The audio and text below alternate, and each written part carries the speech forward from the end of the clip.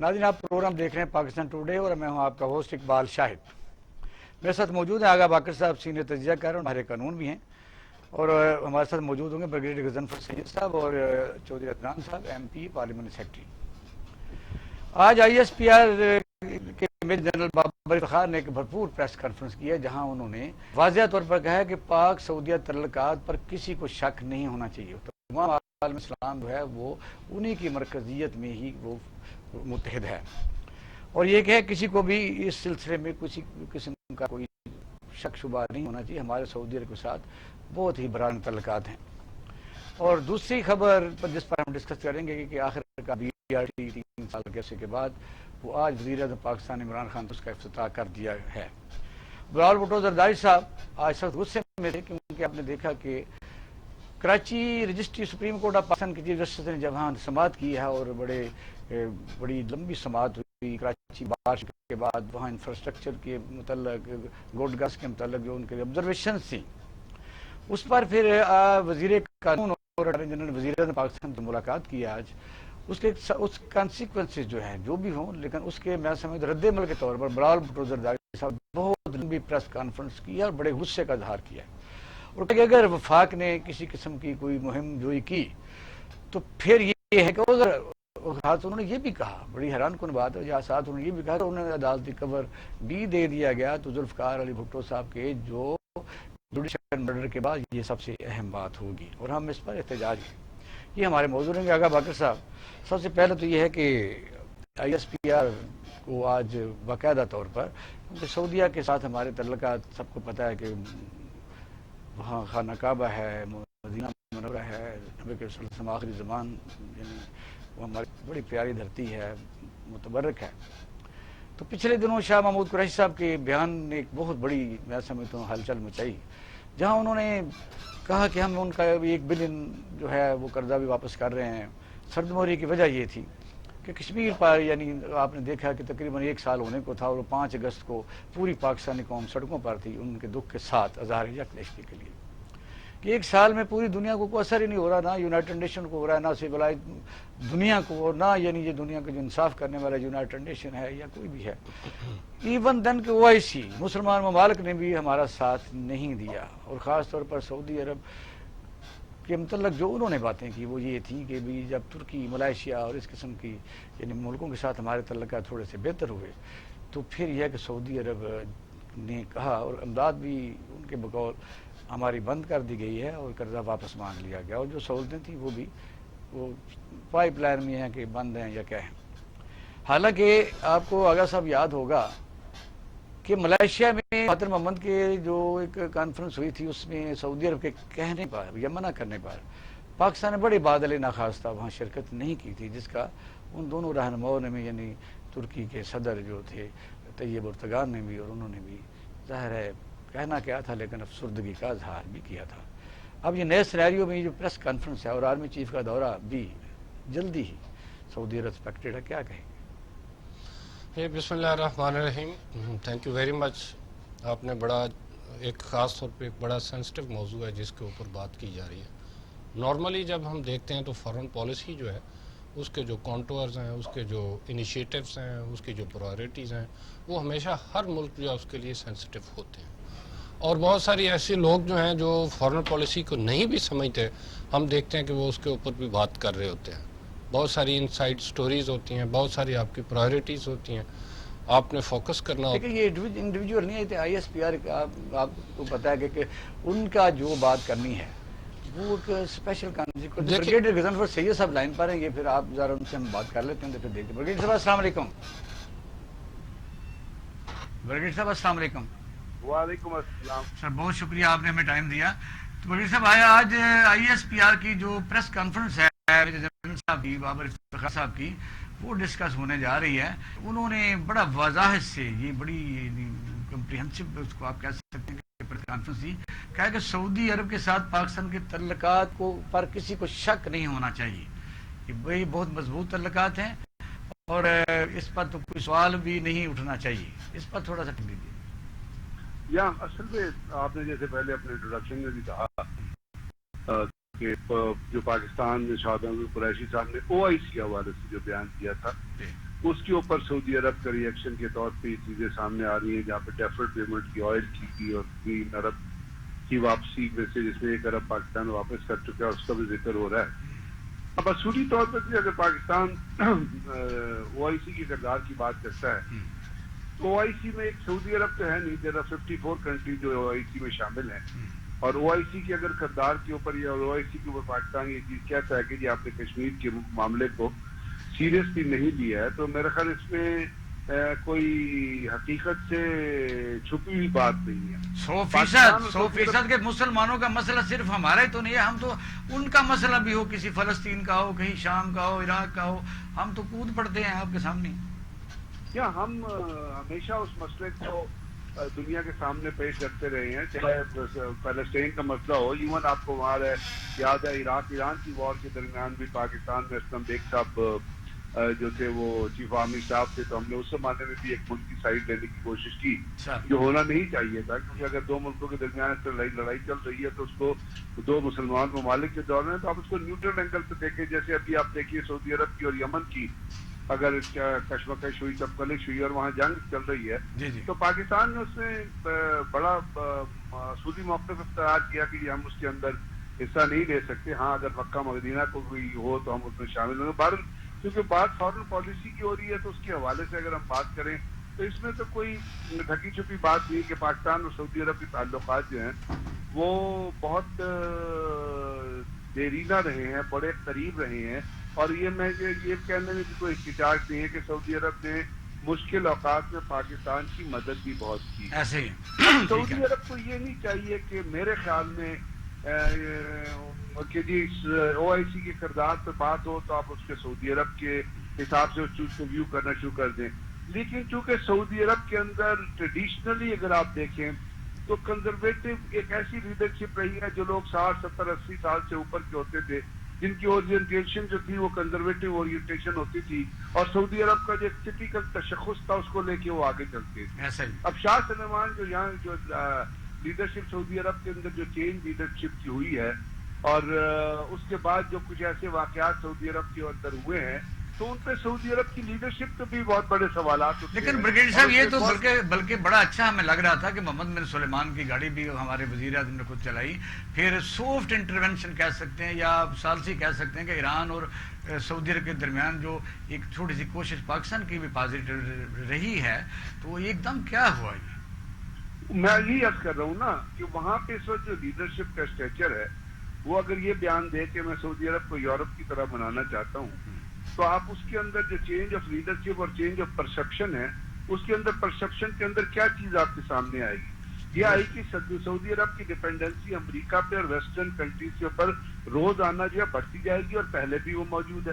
دوسری تاریخ میں پہلی دفعہ ہوا ہے کہ Indian army officer, air force کے آفیسر 112 آفیسر انہیں جا کے سعودی عرب کے اندر لینڈ کیا ہے، اور سعودی عرب نے اگر پاکستان کے ساتھ بریگیڈیئر صاحب ایک منٹ ذرا آگا باقر صاحب بھی بات کر لیں. آگا صاحب آپ دیں گے کہ لائن پر ہیں، بریگیڈیئر صاحب سن لیں گے آپ کی بات. جو بریگیڈیئر صاحب نے بات کی ہے وجہ یہ ہے کہ اگر ظاہر ہم عقیدت میں تو بہت آگے عقیدت جو ہوتی ہے وہ تو بہت آگے تک ہوتی ہے، لیکن پھر بھی تھوڑی سسپیکٹیشن تو ہوتی ہے کہ بھی ہمارے ساتھ مسلمانوں کا ایک جو مسئلہ ہمیں ہمارے ساتھ پیش ہے کشمیر کا، تو اس پر کوئی اتنا جاندار موقف نہیں رہا. یعنی سعودی عرب کا پھر بھی آپ دیکھ لیں کہ ان کو ایوارڈ دیے جا رہے ہیں انہی دوران میں. تو یو اے ای میں بھی بندر کا بھی سزا ہوا، پھر سعودی عرب میں بھی ہوا، اور اب جو جدید دنیا وہاں جدید لیڈرشپ آئی ہے تو ظاہر ہے ہم اتنا تو کر سکتے تھے. جی بالکل ظاہر ہے. میں آپ کو بتاؤں جیسے شروع میں ہم بات کر رہے تھے کہ جو انڈیپینڈنٹ پالیسی ہوتی ہے پاکستان کے ساتھ ہمیشہ سے پرابلم یہ رہی ہے کہ پاکستان کی ایز سچ انڈیپینڈنٹ پالیسیز جو ہیں، فارن پالیسیز جو ہیں وہ نہیں رہی ہے. آپ نے دیکھا ہو جیسے آپ نے ذکر کیا کہ عمران خان صاحب جو ہیں پرائم منسٹر آف پاکستان جو ہیں انہوں نے باقاعدہ ان کی آن ریکارڈ جو ہے وہ ایک سٹیٹمنٹ تھی کہ انہوں نے کہا کہ ہم نے تو یعنی مہاتیر محمد یا ملیشیا میں جو بیسیکلی کانفرنس تھی وہ ہم نے آپ کے کہنے پہ جو ہے وہ اس کو ہم نے ڈراپ کیا. یہ ایک بہت بڑی سٹیٹمنٹ بھی تھی. میں تو خیر ذاتی طور پہ سمجھتا ہوں کہ کیا ایسی سٹیٹمنٹ اس طرح سے آنی چاہیے تھی یا نہیں, کیونکہ ظاہر ہے فارن پالیسی ہوتی ہے. فارن پالیسی میں ہمیشہ اس کے پیچھے الٹیمیٹلی کوئی باڈی ایک ایسی ہوتی ہے جو پرماننٹ باڈی ہونی چاہیے, جو فارن آفس میں ہوتی ہے. الٹیمیٹلی وہ ان چیزوں کو جو ہے وہ پوسٹولیٹس کرتی ہے. اب ایک سٹیٹمنٹ تو یہ آ گئی, اور دوسری طرف سے شاہ محمود قریشی صاحب کی سٹیٹمنٹ آ گئی. ایک لحاظ سے دیکھا جائے کہ ابھی جو سٹیٹمنٹ اس وقت آئی ہیں وہ الٹیمیٹلی کسی طرف انڈیپینڈنس آف پالیسیز کی طرف جا رہے ہیں. اچھا, دوسری بات یہ ہے کہ جو ایک میکسم ہے فارن پالیسی میں, ہمیشہ ہم اس کی بات کرتے ہیں, کہا جاتا ہے دیر از نو فو نو فرینڈ بٹ انٹرسٹ. جو ممالک جو ہیں, انٹرنیشنل کمیونٹی جو ہے, جب ان کے آپس کے تعلقات ہوتے ہیں تو اس کے اندر مفادات بیسیکلی جو انٹرسٹ حالات کا جبر انسان کو مختلف گروپ اور بلاکوں میں تقسیم کر دیتا ہے. ایز فار ایز آپ دیکھیں نا, جیسے ابھی ایک بات ہوئی ہے انڈیپینڈنٹ, یہ آپ دیکھا جائے پاکستان نے ہمیشہ جو پاکستان کی ریلائنس جو ہے, پاکستان کی فارن پالیسی کی ریلائنس جو ہے وہ الٹیمیٹلی جو سعودی عربیہ اس کے ساتھ رہی ہے. جو ڈیپینڈنس جو ہے سعودی عربیہ کی ڈیپینڈنس ظاہر ہے جو ویسٹ اور اس کی طرف جو ہے. برگیڈ صاحب جی اچھا یہ بتائیے کہ ان کے جو خاص طور پر ریزرویشن تھی, یعنی محمد بن سلیمان کی, جو پاکستان کو کچھ اخبارات نے کوٹ بھی کیا ہے, کچھ جس طرح اپنے طور پر باخبر ذرائع ہوتے ہیں, کہ انہوں نے کون سی چیزیں پاکستان سے ڈیمانڈ کی تھی جہاں یہ کنفلکٹ ہوا؟ سب سے بڑا کنفلکٹ تو اقبال صاحب, میں تو ان چیزوں پہ نہیں جاتا کیونکہ وہ سوشل میڈیا کی چیزیں جو ہیں وہ اس وقت تک ٹینجیبل نہیں ہوتی جب تک کہ وہ لیڈرز کے درمیان یا کوئی فارن پالیسی اپ ڈیٹ کے حساب سے یا کسی اسکالرلی تھنکنگ کے حساب سے سامنے نہیں آ جاتی. لیکن یہ چیز ہے کہ آپ اس تھوڑے سے بڑے مختصر سے بھی اگر حالات دیکھیں تو سعودی عرب امریکہ کی قربت بہت زیادہ ہے. ایران اس کی انڈیا کی اور امریکہ کی قربت بہت زیادہ ہے. سعودی عرب نے $100 بلین انڈیا میں انویسٹمنٹ کرنے کی کا پروگرام بنایا, پلان بنایا ہوا, اور معاہدے تو ہو چکے ہیں, پاکستان کے اندر اس سے 1% بھی کمٹ نہیں کیا ہوا. تو اس سے کچھ چیزیں ظاہر ہو جاتی ہیں. جیسے میں آپ سے کر رہا تھا نا کہ پہلے وہاں پہ لیڈرشپ 80 سال کی جو پرانی لیڈرشپ تھی وہ کنزرویٹو لیڈرشپ تھی. وہ دیکھتے تھے مسلمانی اصول کے کچھ نہ کچھ وہ اسلام اس کے حساب سے مسلمان ممالک کے ساتھ قربت کے اصولوں کو لے کے چلتے تھے کہ یہ شاہ سلیمان ہے, اس کے نزدیک ایسی کوئی چیز امپورٹنٹ ریلیجن کے حساب سے نہیں امپورٹنٹ. اچھا برگیڈ صاحب, ایک طرف تو یہ ہے کہ ہماری یہ چھوٹی سی بھی جو خواہش تھی اس پر اتنا غصہ آ گیا, اور ایک طرف جب صدر ٹرمپ کا دورہ تھا ساری دنیا نے دیکھا کہ اس نے جا کے اتنا یہاں سے اس نے فنڈ بھی اکٹھے کیے, اپنا تیل بھی اس نے حاصل کیا, اور پھر وہاں جا کہا کہ شاہ سلیمان ہمارے دوست ہیں لیکن ہماری مرضی کے بغیر ایک ہفتہ بھی نہیں رہ سکتے. اس وقت تو کسی کو اتنا زیادہ غصہ نہیں آیا. میں تو آپ سے یہ عرض کر رہا ہوں نا کہ ان کی 100% ڈیپینڈنس شاہ سلیمان پاور میں صرف ہے جب تک امریکہ خوش ہے, ادروائز وہاں پہ کو ہو جائے گا, ختم ہو جائے گا. اس سے پہلے 2 ہو چکے ہیں, محل کے اندر فائرنگ ہو چکی ہے. اور جس طرح انہوں نے وہاں پہ, میں اب جو سعودی عرب کی انٹرنل پالیسی ہے میں اس کو زیادہ اس میں کمنٹ نہیں کرنا چاہتا, لیکن جو کچھ اس کی فارن پالیسی کے حساب سے آپشنز ہیں اب وہ پاکستان کو سمجھ آ جانی چاہیے کہ he is getting more closer to India. اور پاکستان کے ساتھ صرف وہ جو ہوتی ہے نا ایک رنگ بازی جو ہے وہ کر کے اس کو آگے چلنا چاہتے ہیں. تو ہمیں بھی اگر یہ چیزیں حقیقت کے طور پہ سامنے آ رہی ہیں تو ہمیں بھی ان چیزوں پہ کچھ نہ کچھ اسٹانس دینے کی ضرورت ہے. زندہ قومیں تو ایسے نہیں ہوتی کہ بس زندہ قوموں کی طرح ہی جینا پڑے گا وہ. اور اس میں دیکھیے ایک اور چیز اس کا اینگل میں آپ کو بتاؤں, سعودی عرب کا پولیٹیکل لیڈرشپ کی جو بھی اورینٹیشن ہو وہ, لیکن سعودی ملٹری کا اور پاکستان ملٹری کا ایک بہت کلوز ریلیشن شپ ہے. اور سعودی ملٹری کو ڈیولپ کرنے میں ڈیفنس, جس میں ایئر فورس بھی آتی ہے, اس میں نیوی بھی آتی ہے, اس میں پاکستان کا بہت بڑا کردار ہے. آج جو سعودی کے اندر عرب کے اندر جو اینٹی ٹیررزم اسکواڈ یا اینٹی ٹیررزم آپریٹرز یا اینٹی ٹیررسٹ آرگنائزیشن, وہ تمام کی تمام پاکستان نے کنسیو کر کے دی ہیں, ٹرینڈ کر کے دیے, بنا کے دیے کہ اسٹرکچر آپ. بلکہ حوثی جو ہیں وہاں جو حملہ کرتے ہیں, میزائل پھینکتے ہیں, وہ بھی تو ظاہر ہے ہماری بڑی قربانی ہے. خانہ کعبہ پر قبضہ ہوا تھا, ہماری بھی کوئی کم قربانیاں تو نہیں ہیں. میں یہی عرض کر رہا ہوں نا کہ یہ چیزیں, اب یہ چیزیں جو ہم کہہ رہے ہیں نا ٹریڈیشن کے طور پہ, یہ شاہ سلمان کے لیے کوئی معنی نہیں رکھتی. وہ جو پرانی لیڈرشپ تھی اس کے لیے معنی رکھتی تھی, اس کے لیے کیونکہ یہ تو ایک ایسے ماحول سے پڑھ کے اور جو اس کی چیزیں کا آپشن سامنے آ رہی ہیں وہ تو ٹوٹل ڈیپینڈنٹ. اچھا بریگیڈ صاحب, آئی ایس پی آر کو یعنی یہ ظاہر ہے یہ تو ایک اسٹیٹ ٹو اسٹیٹ میٹرز ہوتے ہیں. آئی ایس پی آر کو اس موقع پر اس قسم کا بیان دینے کی ضرورت کیوں محسوس ہوئی؟ تو اسٹیٹ ایز اے وزیر اعظم یا وزیر خارجہ کرتے، کیا یہ ضروری نہیں تھا؟ نہیں، وہ تو انہوں نے ایک سوال کے جواب میں کہا نا، وہ یہ تو نہیں کہہ سکتے کہ پاکستان اپنا سعودی عرب کے تعلق، انہوں نے ایک سوال کے جواب میں یہ کہا کہ ہمارے تعلقات بڑے برادرانہ ہیں، بڑے پرانے ہیں، اور ہماری ملٹری ٹو ملٹری انگیجمنٹ ہے، اور یہ ملٹری لیول پہ جب کوئی وزٹ ہوتا ہے یا آرمی چیف کا وزٹ ہوتا ہے یا انڈیا کی یا اپنا اس کا سعودی عرب کے آرمی چیف کا کسی کا وزٹ، تو وہ تو 2 مہینے پہلے 3 مہینے پہلے چیزیں، visit schedule, visit schedule, talking point, agenda, وہ کم سے کم مہینے 2 مہینے پہلے ڈیسائیڈ ہو جاتے ہیں۔ اچھا، آپ بڑے باخبر ہیں اور تجزیہ بھی آپ کا بڑا سنا جاتا ہے، یہ بتائیے کہ پنجاب میں جو اس وقت یعنی بلایا تو شراب کے موقع پر ہی تھا کہ ایک لائسنس کا مسئلہ اتنا بڑا نہیں ہوتا، لیکن وہاں اور بڑے سوال نکل آئے ہیں۔ 18 تاریخ کو بلایا تو آج بھی پرنسپل سیکرٹری جو صاحب کا انہوں نے نیب نے بلایا، کچھ وعدہ معاہدہ بن گیا، 70 کے قریب ان اپلیکیشن نیب کو چلی گئی ہیں۔ بزدار کا مستقبل کیا دیکھتے ہیں؟ بزدار صاحب میرے خیال میں تو مستقبل کا تو ان کا کوئی نہیں ہے، ان کا ماضی ہے، وہ حال ہی ہے، اور حال صرف ان کا اس لیے ہے کہ ان کو عمران خان صاحب چینج نہیں کرنا چاہتے، ادروائز وہ اس قسم کا سیاستدان نہیں ہے جس کا کوئی مستقبل ہو، اور اس کو تو مطلب ہے کل نہیں آج فارغ ہو جانا چاہیے، بیکاز نہ اس نے کوئی ڈیلیور کیا ہے، نہ اس کی کوئی پرسپشن ہے، نہ اس کا کوئی ویژن ہے، نہ اس کے اندر کوئی ایسی مطلب بات ہے جس کے اندر آپ کو اب اس کا مستقبل کیا ہوگا؟ وہ ایک وزیر اعلیٰ کا ٹائٹل لے کے باقی سیاست میں پھرتا رہے گا اگر آج ان کو آپ بتا دیتے ہیں۔ برگیڈ صاحب بہت مہربانی، آپ نے بتایا، بہت شکریہ، بڑی نوازش۔ آغا باقر صاحب، اب آپ مجھے بتائیے، کیونکہ اور بھی پوائنٹس انہوں نے ڈسکس کیے ہیں، ایک تو یہ کہ آئی ایس پی آر کی ہی میٹنگ میں انہوں نے ٹڈی دال کی خدمات تو بڑی ہیں، جب ہمارے کچھ دوست کہتے رہتے ہیں، یعنی کئی تو ویسے بلیم گیم سے اتنا آگے بڑھ جاتے ہیں کہ یہ 80% بجٹ ہے، آج اس کا بھی جواب دیا گیا کہ 17% تو بجٹ ہے، اور ڈالر کی قیمت بڑھنے سے تو اور کم ہو جاتا ہے۔ تو اب یہ کہ ٹڈی دل کا بھی انہوں نے کہا کہ 60 جو ڈسٹرکٹ تھے نا پاکستان میں، اس میں سے ایک ڈسٹرکٹ رہ گیا ہے، فینسنگ لگ رہی ہے ایران کے ساتھ، اور اپنی کچھ چیزیں گنوائی بھی ہیں، اور کشمیر کے متعلق بھی انہوں نے کہا ہے کہ کشمیر میں جو تناسب ہے وہ بدلا جا رہا ہے، اور ہم کشمیر جو ہے نا اس کے ساتھ، ان کے کاز کے ساتھ ہیں، کیا کہیں گے؟ دیکھیں، یہ پہلے تو ظاہر آپ نے ایک تو ٹڈی دل جو ہے اس کے بارے میں بات ہے، دوسری طرف آپ کشمیر جو ہے اس کے اوپر ایک بات ہے، لیکن I will come back to those points. لیکن اس سے پہلے جو ایک بات تھی، جو ابھی بات ہو رہی تھی پاکستان سعودی عربیہ ریلیشنز کے حوالے سے، دیکھیں یہ ایک بڑی واضح طور پہ بات ہے، پاکستان کی جو فارن پالیسی ہے اس کی پرائرٹیز، جیسے میں نے آغاز میں جو ہے نا گزارش کی تھی کہ پاکستان کی پرائرٹیز کیا ہے۔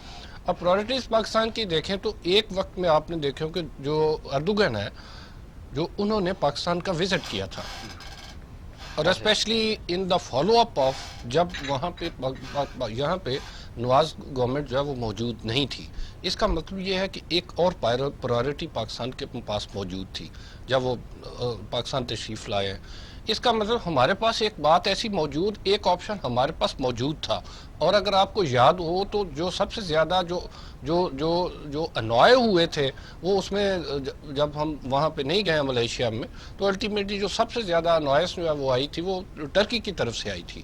اب اس وقت ہماری جو فارن پالیسی ہے، چونکہ because we put all eggs in one basket, اور ہم نے اپنی فارن پالیسی کو اتنا لاپ سائڈڈ کر لیا، برادران تعلقات اپنی جگہ پہ ہیں لیکن قوموں کا اپنا انٹرسٹ ہوتا ہے، تو الٹیمیٹلی میں یہ سمجھتا ہوں کہ Pakistan has miss those opportunities, اس کو بیلنس بھی کیا جا سکتا تھا کہ ٹرکی کے ساتھ۔ اب دوسری طرف دیکھے جائیں، جیسے انٹرنل پالیسیز کی بات کرتے ہیں، درست بات ہے وہ ان کا انٹرنل میٹرز ہیں، اس پہ بات نہیں کر سکتے۔ آپ عربیہ کی صورت جو سارے کی جو ہے اس کی دیکھی جائیں تو مجھے بتائیں کہ پالیسیز تو ایسی ہیں، اگر ہم فلسطین جو ہے وہاں پہ آزاد نہیں ہو سکا تو ہم اگر اس کے OIC کی طرف یا کسی طرف بھی دیکھیں تو کشمیر کی طرف ہم کیسے ایکسپیکٹ کر سکتے ہیں کہ اگر اکراس دا بارڈرز وہاں پہ فلسطین جو ہے وہ آزاد نہیں ہو پا رہا تو الٹیمیٹلی کشمیر جو ہے اس کے اوپر کس طرح سے وہ بات کی جائے؟ ہم آگے بڑھ رہے ہیں بریک کی طرف، اگلا ناظرین ہم بریک کی طرف جا رہے ہیں، موضوع ہم ڈسکس کریں گے کہ آخر کار 3 سال کے عرصے کے بعد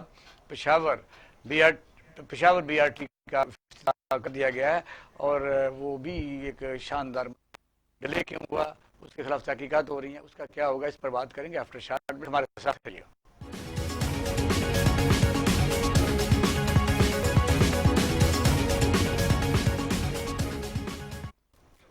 वेलकम बैक नाज़रीन, आप प्रोग्राम देख रहे हैं पाकिस्तान टुडे। पेशावर में वज़ीर आज़म पाकिस्तान ने आज मेट्रो BRT जिसको कहते हैं उसका इफ्तिताह कर दिया है। 3 साल में ज़ाहिर जब मेट्रो बनी है, अपोजिशन भी उस पर तनकीद करती रही, हुकूमत उसका डिफेंड करती रही, किस नैब में भी गए, और यह है कि आखिरकार जो वो मेट्रो कह सकते हैं कि बन गई है। चलो अल्हम्दुलिल्लाह, इसको हम ये कह सकते हैं कि अच्छी खबर है। तो आगा साहब इस पर क्या कहेंगे? आप तो पेशावर जाते रहते हैं पहले।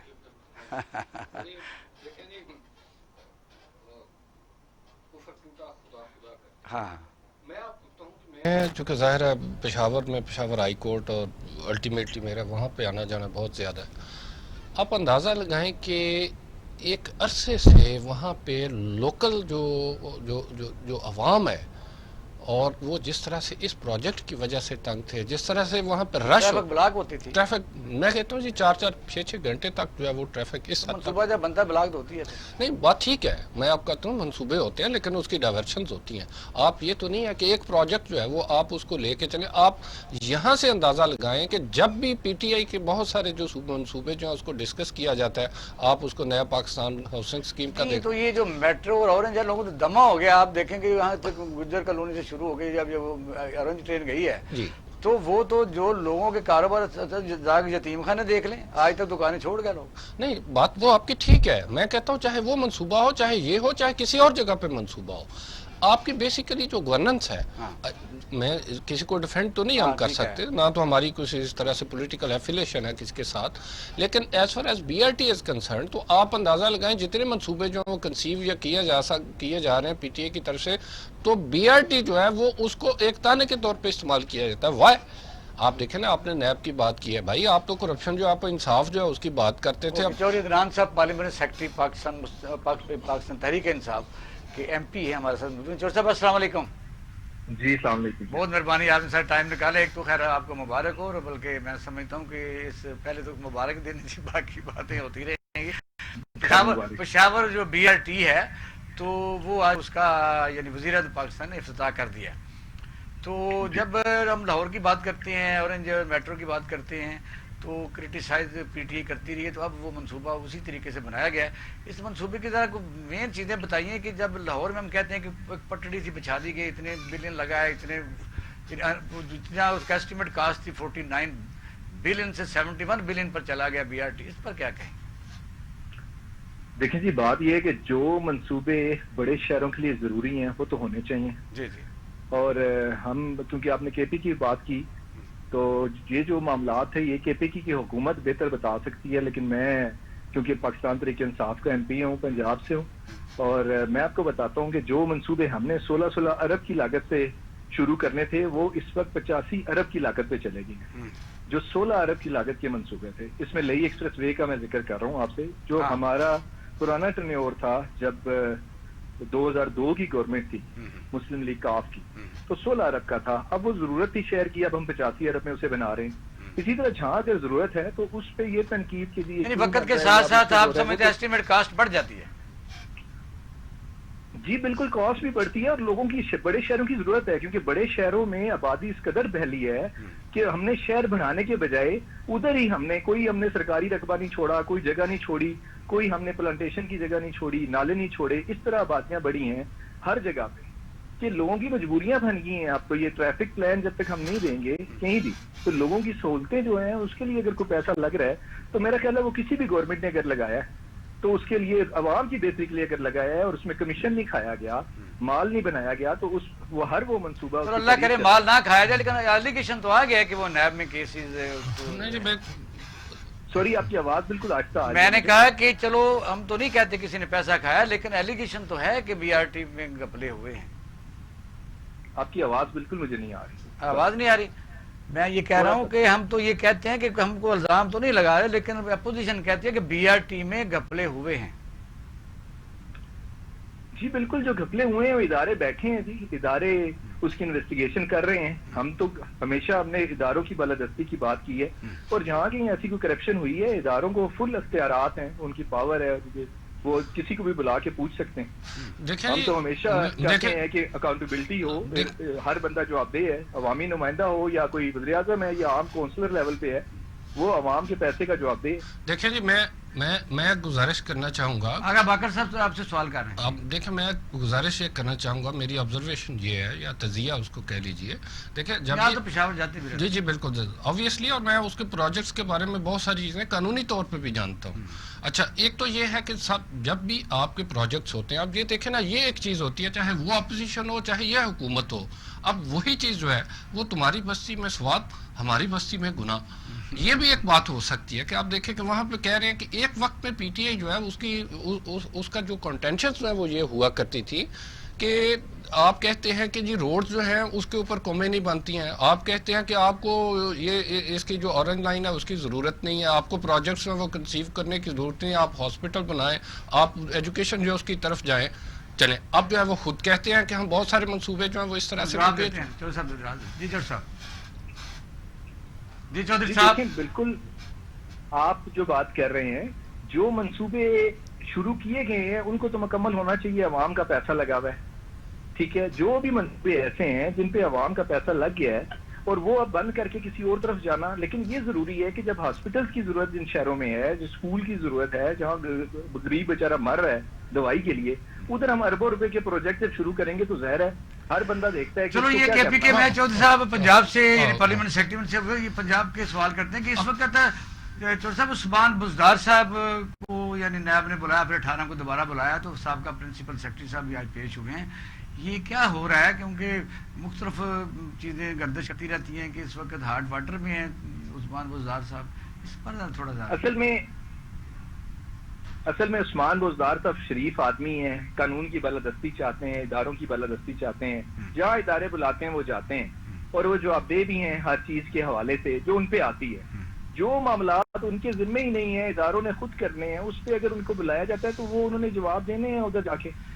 صاحب آپ آج 70 تقریباً اپلیکیشنیں وہاں پہنچ گئی ہیں, ایک تعداد جو ہے نا ان کے خلاف مختلف پروفس کی, اور وہ پہنچی ہوئی ہیں, تو یہ مجھے لگتا ہے کوئی تھوڑا سا اور ہی پنڈورا باکس کھولنے والا ہے. دیکھیں یہ پیشن گوئیاں تو سارے کر سکتے ہیں, اس میں کوئی ایسی بات نہیں ہے, ٹھیک ہے, لیکن بات یہ ہے کہ وہ واحد بندہ میں نے دیکھا کہ ہم ایز اے چیف منسٹر ان کو, کہ ان کا جب بھی ہم نے کوئی کام کہا تو انہوں نے کہا جی میں قانون کے مطابق کروں گا. اداروں سے انہوں نے مشورہ کیا, ہم ایم پی اے سے انہوں نے کم مشورے کیے, اداروں کے لوگوں سے انہوں نے زیادہ مشورہ لیا. تو جب اداروں کی ہم بات ہی, ہماری بیس ہی یہ ہے سیاست کی, پاکستان تحریک انصاف کی, کہ ہم تو کہتے ہیں کہ اداروں کے جو کام ہے وہ ادارے کرنے چاہیے, ان میں سیاسی انٹرفیئرنس اس طرح نہیں ہونا. نہیں بلکہ میں تو کہتا ہوں جس طرح آپ نوجوان ہیں, اور میں سمجھے پارلیمنٹ سیکرٹری ایک ایسے ادارے میں ہیں کہ ریونیو ڈپارٹمنٹ جو ہے وہ سب سے سپروائز کرتا ہے ملک کو کسی نہ کسی طریقے سے, چیف سیکرٹری تک نیچے سے لے کے ایک پٹواری سے لے کے, تو ریفارم بھی تو نہیں ہو رہی نا. مثلا سی ڈی اے ہے, ایل ڈی ہے,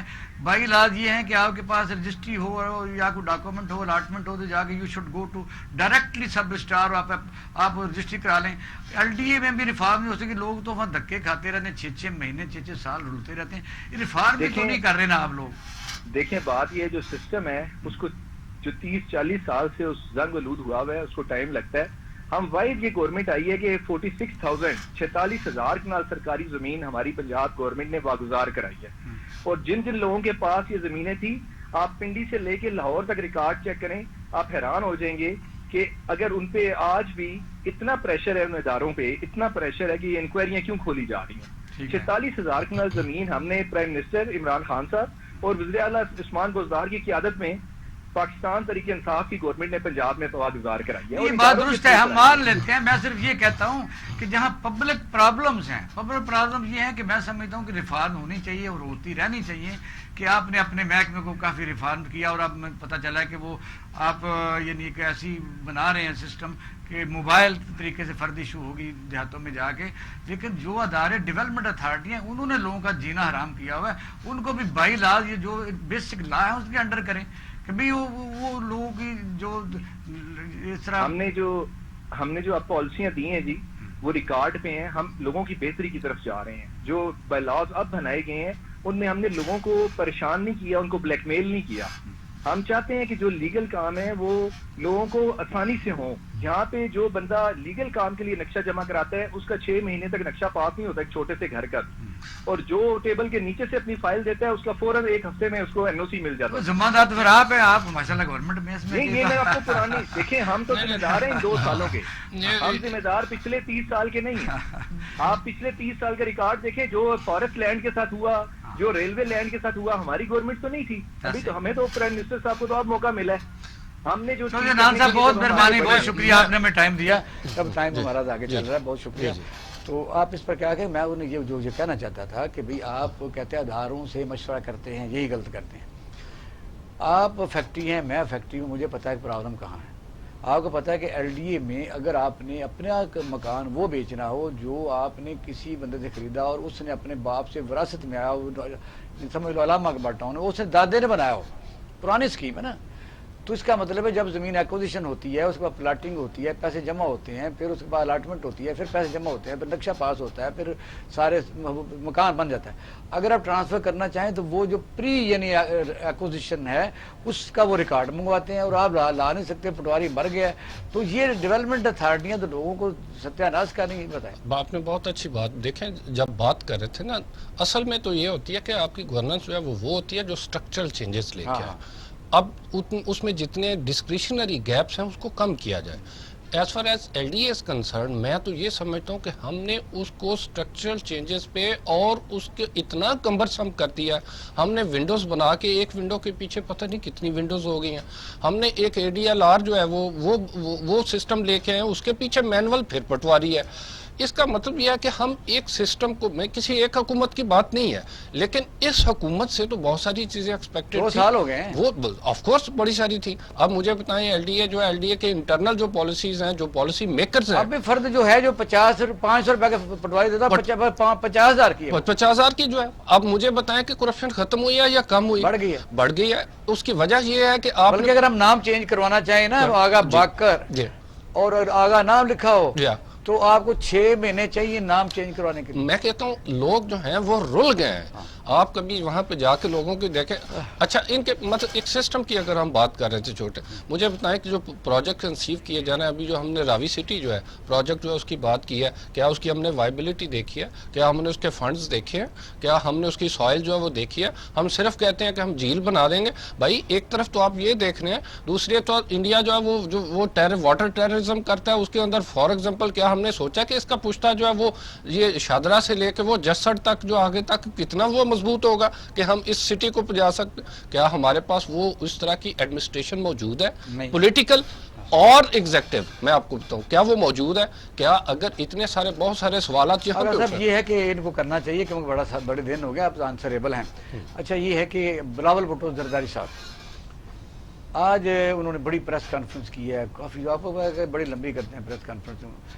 پچھلے دنوں آپ کے سامنے جب chief justice of Pakistan Karachi تشریف لے کے گئے اور انہوں نے اس کی حالت زار دیکھی, کوئی سپروائزری ادارہ ہے وہ, آپ سمجھتے ہیں انتظامیہ اور مقننہ کے بعد سب سے بڑا ادارہ ہے جو ہر قانون کی تشریح کرتا ہے, اور وہ میں سمجھتا ہوں کہ کسی بھی ملک کے لیے سب سے اہم ترین ادارہ, اس کے فیصلے ہوتے ہیں.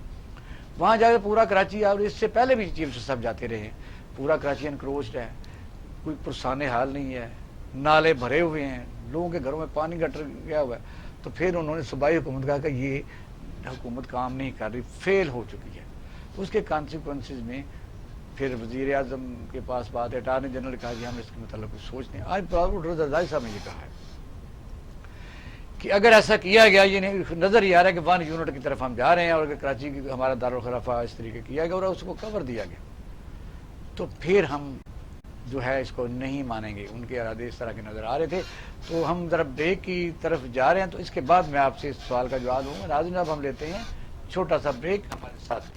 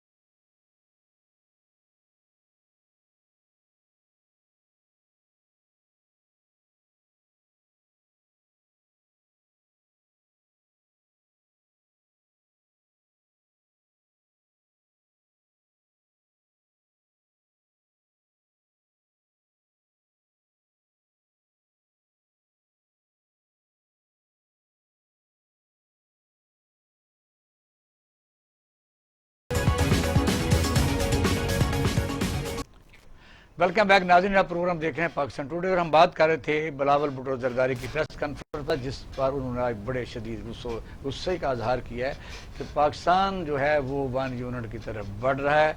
अगर ऐसा किया गया और उसको अगर अदालती कवर भी मिला तो फिर हम सोचेंगे, हम एहतजाज करेंगे।